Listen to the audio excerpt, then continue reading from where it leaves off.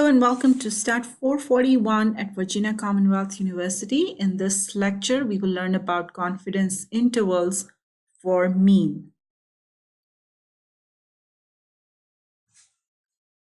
Okay. So we already talked about the concept of point estimate, and we know that the point estimate for the population mean mu is the sample mean x bar, then x bar or y bar. Then according to the central limit theorem, we also know that if we have a large enough sample that n is greater than or equal to 30, then the sampling distribution of the sample mean will be approximately normal with a mean given by expected value of y bar, which is equal to the population mean. And the variance of y bar is sigma squared divided by n.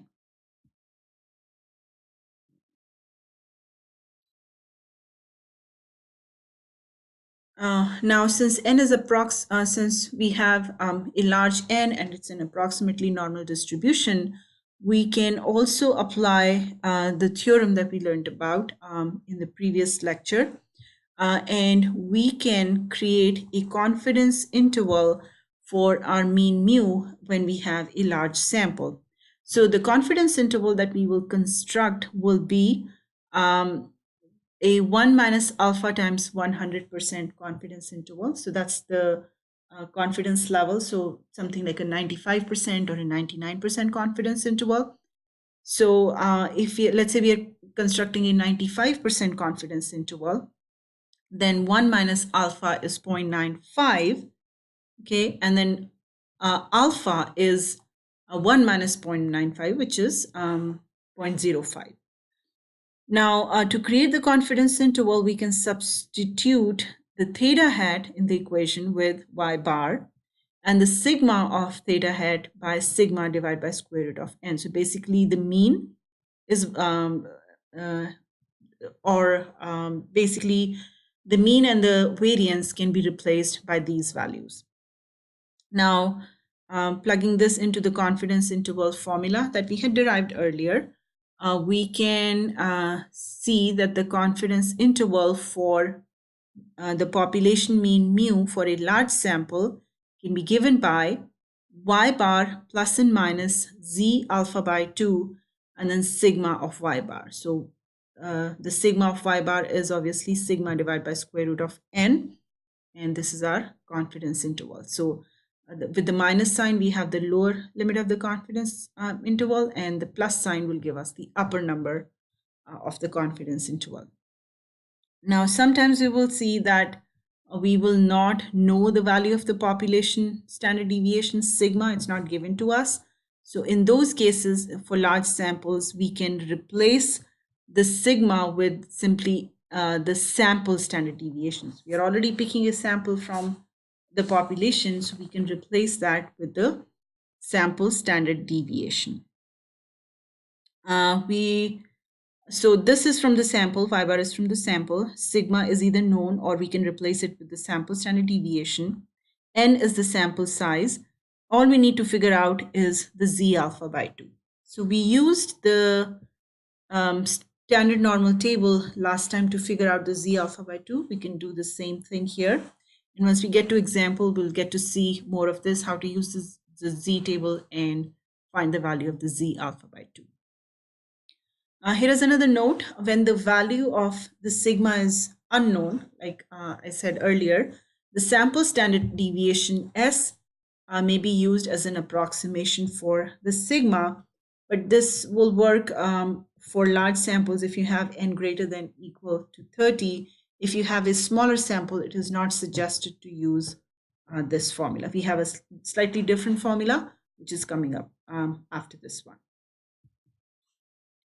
Okay, for using this formula, there are no assumptions since we are already using the central limit theorem, which guarantees that the distribution, the sampling distribution is approximately normal. So it will not matter whether the sampled population is how it is distributed. It can be any distribution as long as we have a large sample. Here's an example for the large sample estimation mean failure time. Suppose a PC manufacturer wants to evaluate the performance of its hard disk memory system. One measure of performance is the average time between failures of the disk drive. To estimate this value, a quality control engineer recorded the time between failures for a random sample of 45 disk drive failures. The following sample statistics were computed. So we have a sample of size 45. So N is 45. And then Y bar is calculated as a 1762. Sample standard deviation is 215 hours. Estimate the true mean time between failures with a 90% confidence interval. So that's the first part. If the hard disk memory system is running properly, the true mean time between failures will exceed 1700 hours. Based on the interval, what can you infer about the disk memory system? So let's first get the 90% confidence interval. So we will use this format, y bar plus and minus z alpha by 2 sigma divided by square root of n. So we already know y bar, which is given to us. Sigma is not given, so we will end up replacing it with the sample standard deviation. We need to figure out the z alpha by 2. So let's start with our confidence coefficient. So we need a 90% confidence interval. So our confidence coefficient is 0.90. That means 1 minus alpha is 0.90. That means alpha is 0.1 and alpha over 2 is 0.05. So this z alpha by 2 corresponds to z of 0.05. Okay, so same here. So y bar plus and minus z 0.05 s divided by square root of n. 1.762 is the mean, 215 is the sample standard deviation, n is 45. Let's figure out the z of 0.05. Okay, so there are two ways to do it. One way to find the value is to use the z distribution, and for doing that, this is what we can do. We will need so we have 0.90 in the middle of the distribution. If we take the normal distribution, we have 0.90 in the middle. If we split it into half, we have 0.45. And if we can locate 0.45 within the body of the table, the corresponding z value is what we will need. So that's one way to do it. Another way, which is much easier, is to use the t distribution table, which you can see here. The t distribution table is basically we can use the last row. If you're using the z alpha by 2, if you need the z alpha by 2, so we can use the last row instead of using the t distribution, because at infinity, the t and the z distributions coincide. Okay, so we need t at our alpha by 2 is 0.05. So our z alpha by 2 is 1.645. So that's the z alpha by 2 value that we can use. So we plug in the value as 1.645 for a 90% interval, and our interval when we calculate this is 1709.3 and 1814.7. Now this statement here is called the inference. So the inference includes two parts. One is the confidence level in the interval, and then the second part is what the parameter is that we are estimating. So this is how we write it. We are 90% confident that the interval 1709.3 through 1814.7 encloses mu, the true mean between disk failures.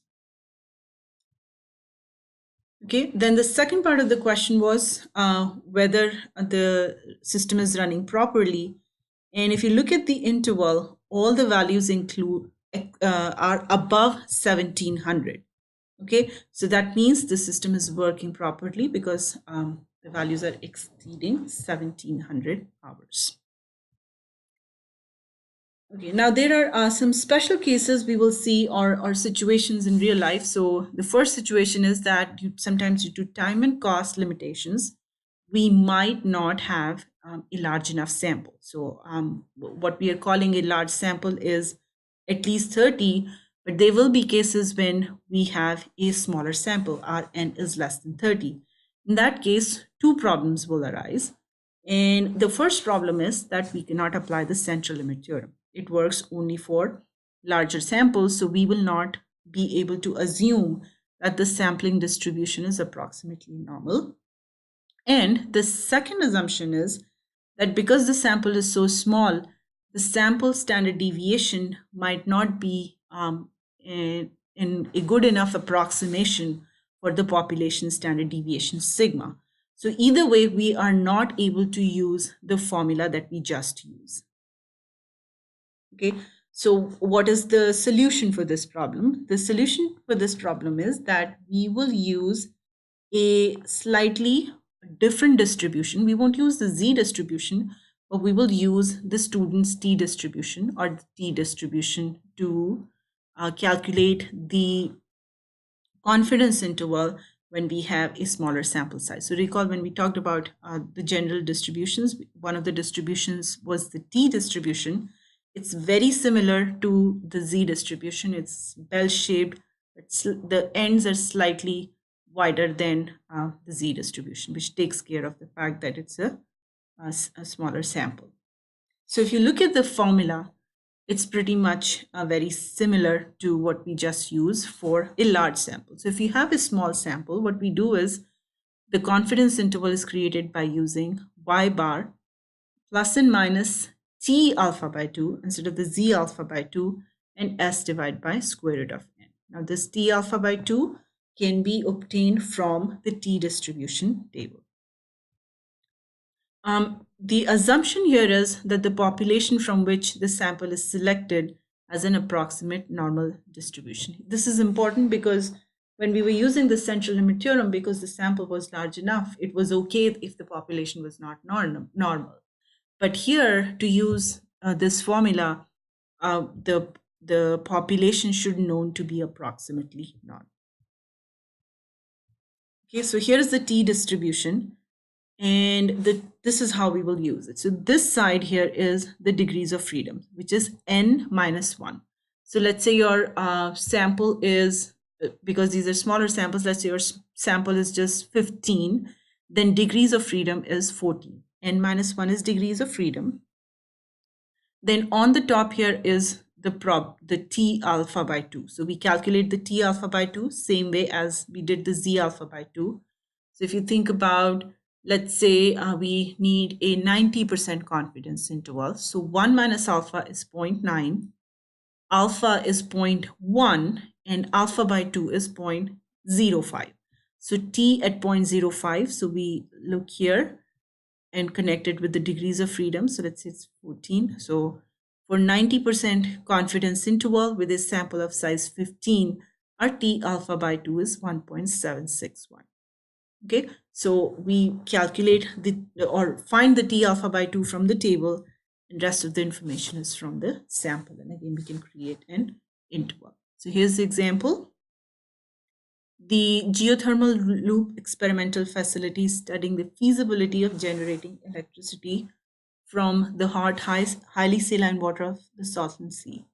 Operating experience has shown that these brine leaves silica scale deposits on metallic plant piping, causing excessive plant outages. Research published in the Journal of Testing and Evaluation found that scaling can be reduced somewhat by adding chemical solutions to the brine. In one screening experiment, each of the 5 anti-scalants were added to a liquid of brine, and the solutions were filtered. The silica determination was made on each filtered sample after holding for 24 hours, and then the data is given to us. Estimate the mean amount of the silicon dioxide present in the 5 anti-scalant solutions. Use a 99% confidence interval. Okay, so these are the 5 observations that are given to us. So obviously it's not a large sample, so we should not be using the z distribution. So we will use the formula with the t distribution. For these 5 values, the sample mean is 239.2, sample standard deviation is 29.3. Okay, now we need a 99% interval, so let's figure out the alpha by 2. So 1 minus alpha is 0.99. Alpha will be 0.01, so 1 minus 0.99. Divide by 2, it's 0.005.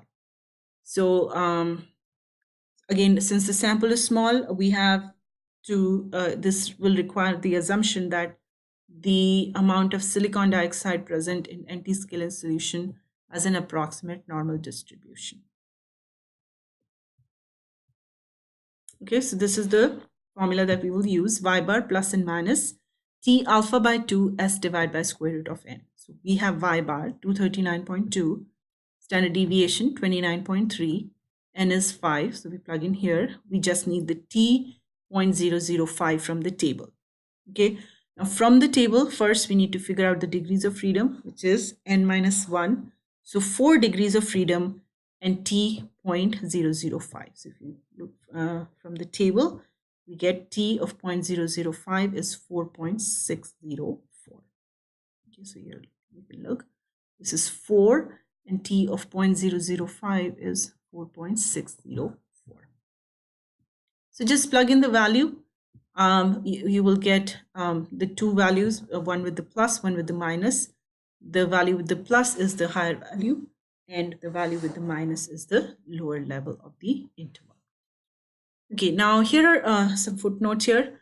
In the real world, we rarely know whether a sample population has an exact normal distribution. But empirical studies have indicated that if there is a moderate departure, then the coefficients will still work, and still we can calculate the confidence intervals. Another comment is to focus on whether sigma is known or unknown. Okay, so we have, when we were talking about the central limit theorem and the sampling distributions, we were assuming that sigma is known, and the standard error was sigma divided by square root of n. Now the problem again is that sometimes the value of the sigma is not known. If sigma is known, we are good, we can use a z distribution. But if sigma is unknown, ideally we should use the t distribution. Okay, but it's to keep the distinction, what we will use here is we will use the z distribution approximation when we have large samples, and if we have a smaller sample, we will use the t distribution. So remember the formulas, how it will work. We will use the formula with the z, so y bar plus and minus z times s or sigma divided by square root of n if the sample is 30 or larger, and if we have a smaller sample, then we will use the formula with the t. Okay, so again, many statistical software packages will give the exact confidence interval when sigma is known, and these results will be based on the t distributions. Here what we are doing is it's a slight assumption, but the values are not far, so let's just use this method. Okay, so this was confidence interval for mean. We will talk about more confidence intervals in the next lecture. Thanks for watching.